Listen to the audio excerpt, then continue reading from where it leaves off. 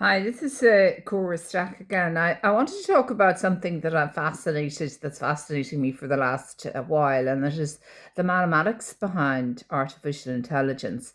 And if I was to summarize the main areas, it consists of linear algebra, extremely powerful area of pure mathematics, probability, optimization, and a particularly important question, I think, for people who are interested in understanding the regulation of artificial intelligence is who chooses the objective function. So, when people talk about artificial intelligence today, the discussion usually focuses on big data, powerful computers, and complex software systems enough to sort of intimidate the ordinary man of the street.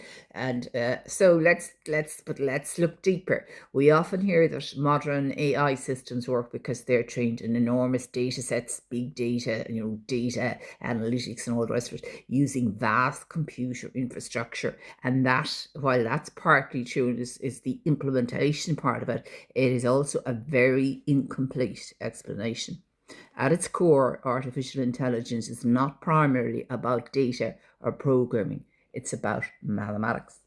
So, in fact, the foundations of modern artificial intelligence were developed long before computers existed. They come from mathematical ideas developed over several centuries, particularly from linear algebra, probability theory, and optimization. Understanding these mathematical foundations helps us see something very important.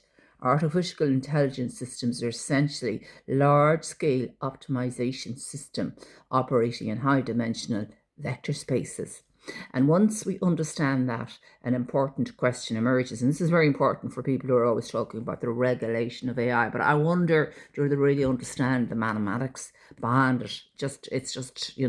I think mathematics gets a raw deal when you see what's going on here. So who decides what these systems are optimizing? Because the answer to that question has profound implications for how AI affects society. Let's start with linear algebra.